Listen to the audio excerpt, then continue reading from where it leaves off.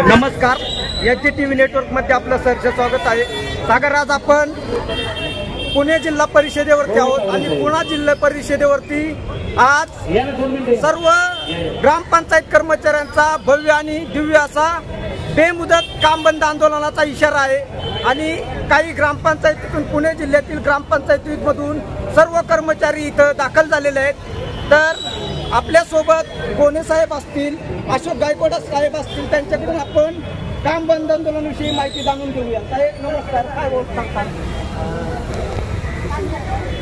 राज्यातील ग्रामपंचायत कर्मचारी गेले 20 वर्षापासून सतत संघर्ष करत आलेला आहे आणि या कर्मचाऱ्यांना चांगल्या प्रकारचा न्याय मिळण्यासाठी महाराष्ट्र राज्य ग्रामपंचायत कर्मचारी संघ, संलग्न पुणे व सातारा जिल्हा श्रमिक संघ सातत्याने प्रयत्न करत आहे। कर्मचाऱ्यांच्या प्रलंबित मागण्याकडे शासनाचं लक्ष वेधण्यासाठी वारंवार मुंबईसारख्या ठिकाणी, नागपूरसारख्या ठिकाणी, पुण्यासारख्या ठिकाणी किंवा पंचायत समितीच्या कार्यालयावर सतत आंदोलन करण्याची वेळ येते आहे, ही दुर्दैवाची गोष्ट आहे।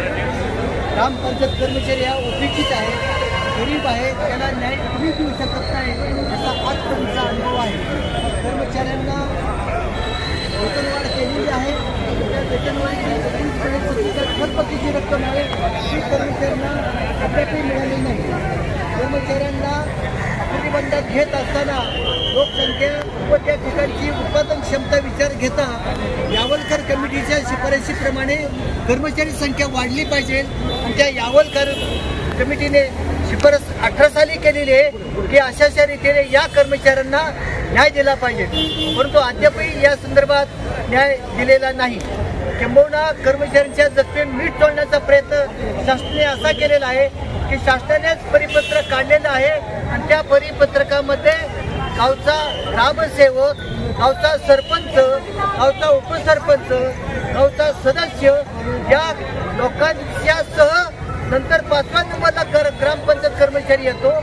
तर त्या गावच्या वसुलीसाठी केवळ कर्मचाऱ्याला जबाबदार धरलं जातं आणि हे सरपंच, उपसरपंच आणि ग्रामसेवक यांना मात्र मोकळं सोडलेलं आहे आणि आमच्या गरीब कर्मचाऱ्यांना 50% सुद्धा पगार मिळत नाही, अशा उपासमारीमध्ये लोक जीवन जगत आहेत। नागपूर अधिवेशन काळामध्ये आम्ही सर्व कार्यकर्ते नागपूरला गेल्यानंतर गिरीश महाजन यांनी आश्वासन दिलं की तुमचा लवकर फरक द्यायची आम्ही व्यवस्था करू, पण अद्यापही फरक दिला नाही किंवा काही नाही। गेल्या आठवड्यामध्ये महाराष्ट्र विधानसभेचं जे काय पावसाळी अधिवेशन चालू आहे त्या अधिवेशनामध्ये त्यांनी लवकर थकबाकी द्यायचं मान्य केलेलं आहे, परंतु महत्त्वाचा मुद्दा म्हणजे असा की यावलकर कमिटीच्या शिफारशी संदर्भामध्ये ते असं म्हणतात की आम्ही अभ्यास करतो।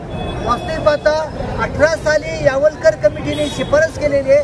6 वर्षाच्या काळामध्ये सरकार काय झोपलं होतं का? या ठिकाणी आमदार चव्हाण साहेब, आमदार पटोले साहेब, नाना पटोले आणि बच्चू कडू साहेबांनी आपल्या चांगल्या प्रकारे प्रभावी भूमिका मांडली। नागपूरसारख्या ठिकाणी आदरणीय संग्रामदादा खोपटे असतील किंवा संजय जगताप असतील किंवा मावळचे आमदार असतील, या सगळ्या लोकांनी सतत प्रयत्न केलेला आहे, पण असं असून सुद्धा सरकार याकडे दुर्लक्ष करते। म्हणून राज्य शासनाचं लक्ष वेधण्यासाठी पुणे जिल्ह्यातील ग्रामपंचायत कर्मचारी आम्ही आता बेमुदत आंदोलन छेडत आहोत। या आंदोलनातून जर कारवाई काय झाली जर नाही तर नजीकच्या जे काही विधानसभेचे जे काही निवडणूक आहे त्या निवडणुकीच्या आसपास आम्ही मुंबईसारख्या ठिकाणी बेमुदत आंदोलन करू आणि ह्या आमच्या ज्या काही न्याय मागण्या आहेत, हक्काच्या ज्या काही मागण्या आहेत त्या मिळण्यासाठी आम्ही कटिबद्ध असो, अशाच प्रकारची ग्वाही मी या ठिकाणी देतो। कर्मचाऱ्यांची चांगली साथ आहे, अधिकाऱ्यांचे पण चांगलं साथ आहे, राज्यकर्ते याकडे दुर्लक्ष करतात आणि म्हणून करता सरकारचं लक्ष वेधण्यासाठी आम्ही अशोक शंकरराव गायकवाड अध्यक्ष, सुनीता लांडगे महिला आघाडीच्या अध्यक्षा आणि इतर सर्व पदाधिकाऱ्यांच्या नेतृत्वाखाली आम्ही हा सगळा कार्यक्रम करत आहोत आणि सातत्याने पाठपुरावा करून कर्मचाऱ्यांना न्याय मिळवून द्यायचा आणि प्रयत्न करतो। याला राज्य सरकारने दखल घ्यावी आणि लवकर प्रश्न मार्गी लावावा, अशाच प्रकारची आग्रहाची नम्र विनंती आम्ही त्यांना करीत आहोत। आता अधिवेशन झालं, अधिवेशनाच्या काळामध्ये जे ग्रामविकास मंत्री गिरीश महाजन त्यांनी असा उल्लेख केला की कर्मचाऱ्यांचा जो भत्ता किंवा काय राहणी 19 महिन्याच्या थकबाकीच्या बद्दल नागपूर अधिवेशनामध्ये अशोक गायकवाडांच्या नेतृत्वाखाली, स्वाती मॅडम यांच्या नेतृत्वाखाली, त्यानंतर सुनीता लांडगे यांच्या नेतृत्वाखाली नागपूरला आम्ही भेटलो होतो. आणि नागपूरला भेटल्यानंतर प्रधान सचिवांना गिरीश महाजन साहेबांनी ऑर्डर केलेले की यांचे प्रश्न ताबडतोब सोडवा वगैरे वगैरे. आणि त्या अनुषंगाने 19 महिन्याची थकबाकी 523 कोटी रुपये मंजूर केलेले, पण प्रत्यक्षात त्या कर्मचाऱ्यांच्या हातात पडले नाही. ही गोष्ट अतिशय धोकादायक आहे. याचा विचार राज्य सरकारने केला पाहिजे आणि प्रामुख्याने यावलकर कमिटी आणि वस्तुनिष्ठ गट ही रद्द झाली पाहिजे. ही आमची प्रमुख साहेब त्याबद्दलची मागणी आहे. करतील तरी सर्वांनी ते शांतचित्ताने ऐकायचे. इथं काय आपण काय बोलायला आलोय, नुसतं बोलत बसायचं नाही, काहीतरी चांगला निर्णय घ्या. ग्रामपंचायत कर्मचारी एकजुटीचा, ग्रामपंचायत कर्मचारी एकजुटीचा. अरे कोण म्हणतात येणार नाही, अरे कोण म्हणतात येणार नाही. आपला सुचेतर साहेबांनी सांगितलं ऑनलाईन पेमेंटचं, तर त्यांचं पण बरोबर आहे. कर्मचाऱ्यांचीही जबाबदारी नाहीये वसुली करायची, आपल्यालाच कधी आहे. ग्रामसेवक लोकांचा का पगार कट करत नाहीये, शासन कधी झोपलाय का. कर्मचारी आहे, प्रत्येक कर्मचारी काम करतोय, तळागाळातला कर्मचारी आहे. गोदे साहेब आगे बढ़ो, हम तुम्हारे साथ हैं. गोदे साहेब आगे बढ़ो, हम तुम्हारे साथ हैं. अरे कोण म्हणतात येणार नाही, घेतल्याशिवाय राहणार नाही. कोण म्हणतात येणार नाही, घेतल्याशिवाय राहणार नाही. वसुलीचे अट रद्द झालेच पाहिजे,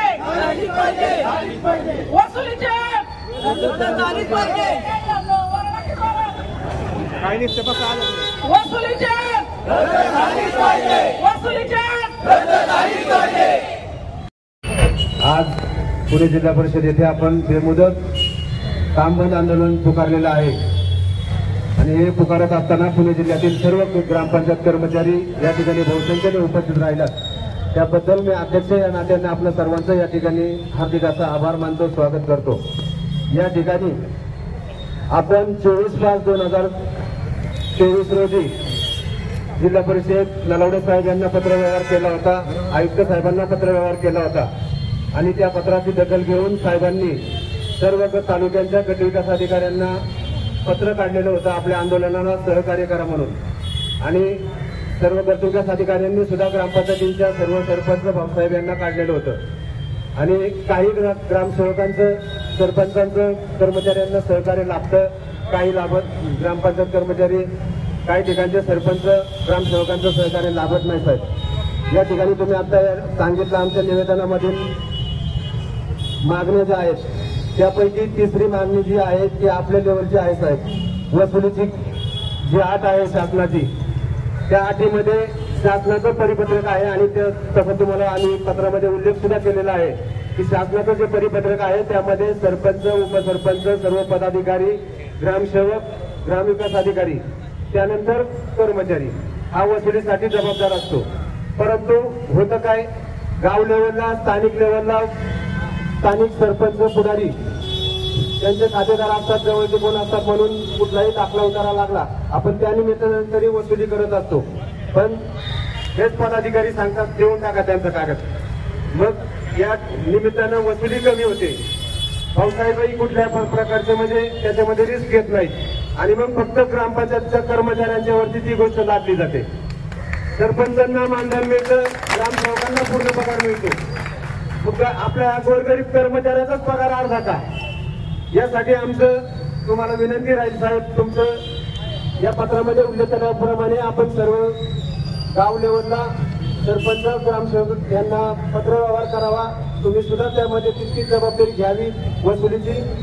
आणि वारंवार पत्रव्यवहार केला जातो. राहणीमान भत्ता आमच्या बोरवेल्ला, मुळशी, मावळ ज्या ग्रामीण पट्टा आहे या बऱ्याचशा ग्रामपंचायती म्हणजे पूर्ण जिल्ह्यामधील हवेली तालुक्यामध्ये बऱ्यापैकी ग्रामपंचायती राहणीमान भत्ता देतात, पण जिल्ह्यातील सर्वच ग्रामपंचायती राहणीमान भत्ता देत नाहीत.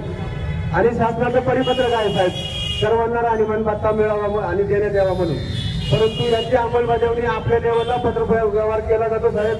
यापूर्वीचे बी डेप्युटी सीओ साहेब यांनी सुद्धा पत्रव्यवहार करून सर्वांना ग्रामपंचायतीच्या सर्व गटविकास अधिकाऱ्यांना ग्रामपंचायतीनं पत्रव्यवहार केला होता आणि राहणीमानवाचा सर्व ग्रामपंचायतीच्या कर्मचाऱ्यांना मिळावा, परंतु ग्रामपंचायत लेवलला त्याची अंमलबजावणी होत नाही साहेब.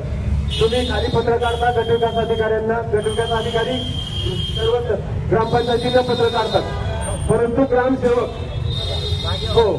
ग्रामसेवकच्या परिपत्रकाला आपल्या शासकीय परिपत्रकाला कचऱ्याची टोपली दाखवतात, त्याची अंमलबजावणी करत नाही. यावरती कुठेतरी तुमच्या लेवलला अंकुश यावा अशी आमच्या सर्व ग्रामपंचायत कर्मचारी बांधवांच्या भगिनींच्या वतीने आपणास विनंती राहील.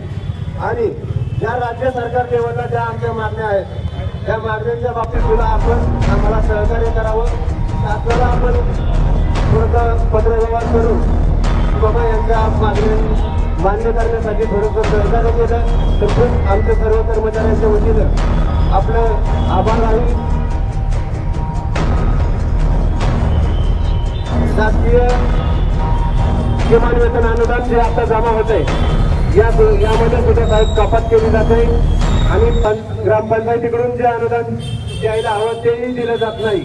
शासनाकडून येते तेवढेच अनुदान दिलं जाते, 50% ग्रामपंचायतीने द्यायचं असं ते दिलं जात नाही. याही बाबी सर्व ग्रामपंचायतीच्या लक्षात आपण आणून द्याव्यात. आदेश तसा काढून सर्व ग्रामपंचायतींना आदेश द्यावा अशी आपल्या सर्व ग्रामपंचायतीच्या वतीनं आपल्यास विनंती राहील. या ठिकाणी साहेबांनी आपल्याला निवेदन दिलेलं आहे, ते निवेदन आपल्यास या ठिकाणी मी वाचून दाखवतोय.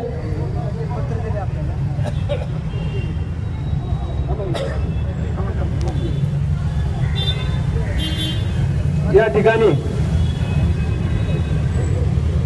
उपरोक्त संदर्भीय विषयान्वये महाराष्ट्र राज्य ग्रामपंचायत कर्मचारी संघ तालुका भोर जिल्हा पुणे यांनी या कार्यालयाकडे सादर केलेले निवेदन आपल्या कार्यालयाकडे पाठवित असून त्यानुसार पुणे जिल्हा श्रमिक संघ संलग्न महाराष्ट्र राज्य ग्रामपंचायत कर्मचारी संघाच्या वतीने दिनांक 15 जुलै 2024 पासून बेमुदत कामबंद आंदोलन करत असल्याबाबत कळविले आहे. त्यांनी या निवेदनामध्ये केलेल्या बहुसंख्य मागण्या या शासन स्तरावर प्रलंबित असून त्यानुसार या निवेदनाची प्रत शासन दरबारी सादर केलेली आहे.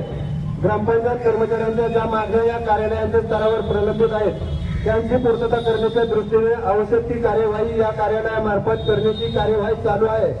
तसेच तालुका स्तरावरील मागण्यांची पूर्तता करण्याबाबतच्या सूचना सर्व संबंधित गट विकास अधिकारी यांना या कार्यालयाकडील पत्र क्रमांक जिल्हा परिषद पंचायत 2/81/2024 दिनांक 10 जुलै 2024 नुसार आणि उद्या देण्यात आलेल्या आहेत.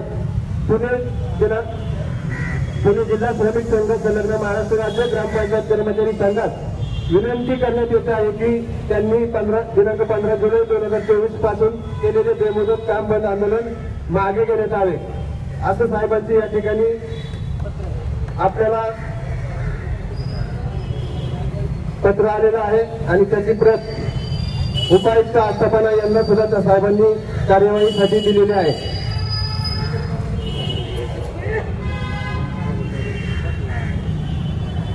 यावरती आता आपण पत्रव्यवहार केलाय साहेबांच्या लेवलला, साहेबांचं काम केलंय. राज्य सरकारच्या लेवलची ही काही गोष्टी आपल्या मागण्या आहेत. आता यावरती या पत्रावरती आपण थांबायचंय का आंदोलन चालू ठेवायचंय हे सर्व उपस्थित कर्मचारी बांधवांनी आपल्याला या ठिकाणी सांगायचंय.